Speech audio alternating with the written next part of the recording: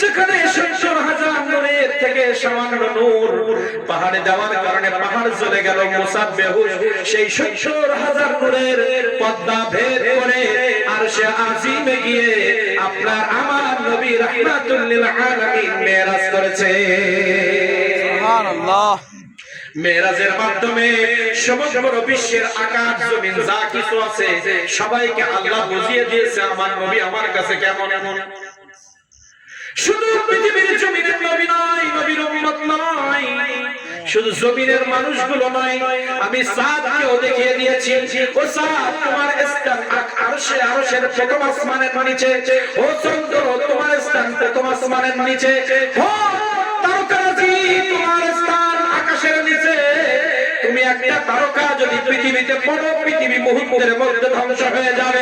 হে সূর্য, তোমাকে আমি এত বেশি পাওয়ার দিয়েছি, তুমি তোমার আসল রূপ যদি পৃথিবীবাসীকে দেখাও, গরমে মানুষ ছটফট করে মরে যাবে। তুমি যদি পৃথিবীর জমিনের একটু কাছাকাছি চলে যাও, মানুষগুলো পুড়ে ছাই হয়ে যাবে। তোমার এত পাওয়ার, এই পৃথিবীর থেকে লক্ষ লক্ষ গুণ বড় তোমার সাইজ। এই পৃথিবী তোমার কাছে একটা মাছির মতো। সমস্ত পৃথিবী যদি এক জায়গায় করে ফুটবলের মতো চাঁদের দিকে আমরা নিক্ষেপ করি, চাঁদ বলবে আমার গায়ে একটা মাছি এসেছে। এমন বড় চাঁদ, সেই চাঁদকে আল্লাহ তাআলা বলে সেই সূর্য, যে সূর্যের আলো আমরা পৃথিবী মানুষ ভোগ করি। সমগ্র পৃথিবী, America, Australia, Canada, Bangladesh, Bharat সব কিছু এক জায়গায় করে America, Bharat, Australia, Canada, Thailand সহ পৃথিবীতে যত রাষ্ট্র আছে সমগ্র রাষ্ট্রের মানুষগুলোকে এক জায়গায় করব। সমগ্র রাষ্ট্রের বাড়িগুলো এক জায়গায় করেন, সমগ্র রাষ্ট্রের সম্পদগুলো এক জায়গায় করেন, বিমানগুলো, পরমাণু অস্ত্র সব এক জায়গায় করে আপনি সূর্যের দিকে নিক্ষেপ করেন। সূর্য বলবে আমার গায়ে একটা মাছি আঘাত করেছে, কিছুই মনে হবে না। এত পাওয়ারফুল সূর্যকে আল্লাহ তাআলা বলছেন তোমার এত ক্ষমতা, এত পাওয়ার, কিন্তু দেখো তোমাকেও ভেদ করে আমার নবী কোথায় আসলো। চন্দ্রকে বলবে তুমি সমগ্র বিশ্বকে আলোকিত করো। একটা তারকারাজি পৃথিবীর জমিনে পড়লে পৃথিবীর জমিনে পড়ে সারকার হয়ে যাবে। সেই তারকারাজি চন্দ্র, সূর্য সবাইকে নিচে রেখে প্রথম আসমানের নিচে এগুলো আছে। এই বাংলাদেশ এই জমিন থেকে যদি আমরা প্রথম আসমানে রওনা দেই, বাংলাদেশ সহ বিশ্বের মধ্যে যত দ্রুতগামী বিমান তৈরি হয়েছে, রকেট তৈরি হয়েছে, এই রকেটের মধ্যে বসে আমরা যদি প্রথম আসমানে রওনা দেই, হাদিসে মুবারক বলছে 500 বছর ধরে তুমি যাইতে থাকবা কিন্তু রাস্তা ফুরাইবে না। সেখান থেকে দ্বিতীয় আসমান 500 বছরের রাস্তা, তৃতীয় আসমান 500 বছরের রাস্তা, চতুর্থ আসমান 500 বছরের রাস্তা, পঞ্চম আসমান 500 বছরের রাস্তা, ষষ্ঠ আসমান 500 বছরের রাস্তা, সপ্তম আসমানের পরে আরশে আজিম আল্লাহর সাথে দিদার করেছেন। আর এখন যে চন্দ্র, সূর্য, তারকার কথা বললাম, এই চন্দ্র, সূর্য, তারকা প্রথম আসমানের নিচে আল্লাহ ফিট করেছেন। এই তারকা একটা পৃথিবীতে পড়লে পৃথিবী ধ্বংস হয়ে যাবে। তাহলে প্রথম আসমান, দ্বিতীয় আসমান, তৃতীয় আসমান, চতুর্থ আসমান, পঞ্চম, ষষ্ঠ, সপ্তম ভেদ করে আরশে আজিমে গিয়ে আমার নবীজিকে আল্লাহ ভ্রমণ করার উদ্দেশ্য এটাই। আল্লাহ চন্দ্রকে বুঝাইতে চাইলেন তোমার থেকে আমার নবী বড়, চন্দ্র সূর্যকে বুঝাইতে চাইলেন তোমার থেকে আমার নবী বড়, চাঁদকে বুঝাইতে চাইলেন তোমার থেকে আমার নবী বড়, আকাশকে বুঝাইতে চাইলেন তুমি যতই বৃষ্টি দাও আর যতই শীত দাও তোমার থেকে আমার নবীর পাওয়ার বড়। প্রথম আসমানের ভিতরে যা কিছু আছে সবাইকে বুঝাইতে চাইলেন তোমাদের থেকে আমার নবীর পাওয়ার বড়। দ্বিতীয় আসমানে যারা আছে তাদেরকে বুঝাইতে চাইলেন তোমাদের থেকে আমার নবী বড়। প্রত্যেক আসমান ওয়ালাদেরকে আল্লাহ তাআলা বুঝাইতে চাইলেন, সমগ্র ফেরেশতাদেরকে আল্লাহ বুঝাইতে চাইলেন। প্রত্যেক স্তরে ফেরেশতা রয়েছে, সমগ্র ফেরেশতাদেরকে আল্লাহ বুঝাইতে চাইলেন তোমাদের থেকে আমার নবীর পাওয়ার বড়। আকাশের সব কিছুকে আল্লাহ বুঝাই দিলেন, জান্নাতকে বুঝাই দিলেন তুমি তো জান্নাত, মানুষগুলোকে আরাম দিবে, জান্নাতের থেকে আমার নবীর পাওয়ার বড়।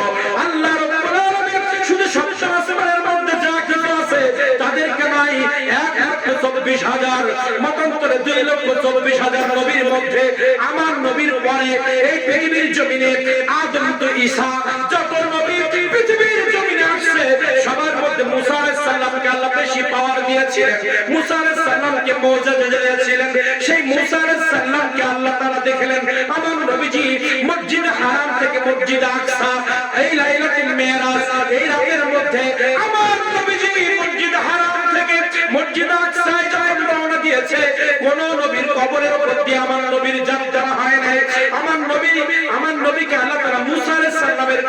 উপর দিয়ে যাত্রা করেছেন, কারণ কোন নবী আল্লাহর সাথে দেখা করতে চায় নাই, কোন নবীর পাওয়ার এত বেশি ছিল না। লাঠি জমিনে দিলে সাগরে রাস্তা হয়, লাঠি জমিনে দিলে হাজার হাজার জাদুকরের জাদু খেয়ে ফেলে। এ কেমন মুজিজা একটা লাঠির মধ্যে!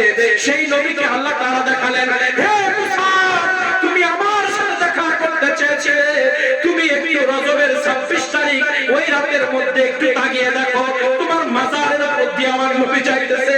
আমার নবীজি মেরাজ থেকে আসার পরে আবু বকরকে বলতেছে, আমি যখন মসজিদ হারাম থেকে মসজিদ আকসায় রওনা দিয়েছি, যাওয়ার মধ্যে আমি মুসা আলাইহিস সালামের কবরের উপর দিয়ে যখন যাচ্ছি, আমি রাসূল দেখেছি মুসা আলাইহিস সালাম কবরের মধ্যে দাঁড়িয়ে দাঁড়িয়ে নামাজ আদায় করতেছে।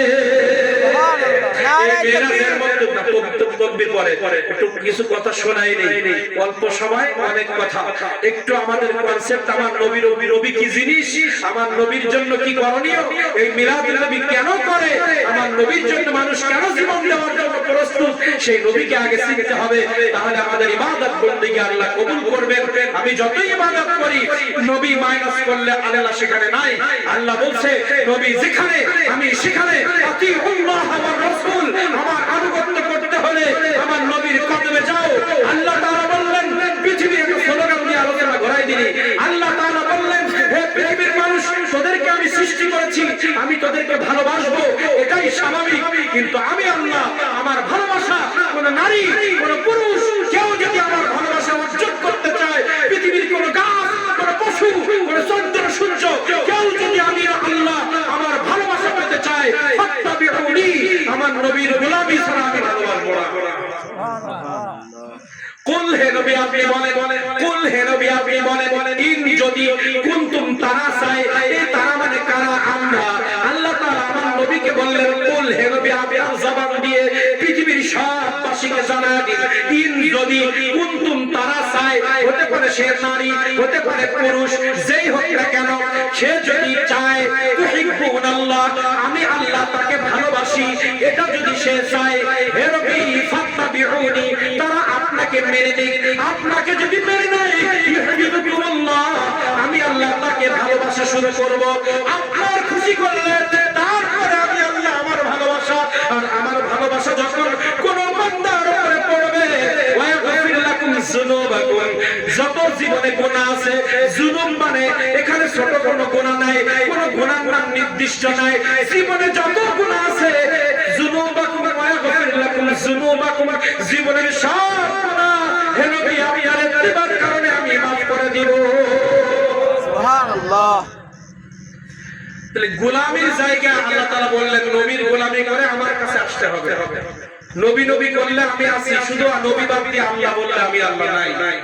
এটা আতিউল্লাহ ওয়া রাসূল আয়াতের ব্যাখ্যা। আর এখানে আল্লাহ স্পষ্ট করে দিয়েছেন, আমার ভালোবাসা, আমরা এখানে যারা আছি, কেউ কি বলবো যে আল্লাহর ভালোবাসা আমরা চাই না? আল্লাহর ভালোবাসা চাই আমরা? হাত তোলেন।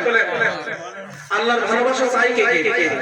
ইয়া রাসূলুল্লাহ, ইয়া হাবিবাল্লাহ, ইয়া রাসূলুল্লাহ, তুমি জীবন, তুমি মরণ, সবাই বলেন, তুমি জীবন, তুমি মরণ, আধার ঘরে তুমি আপন, তুমি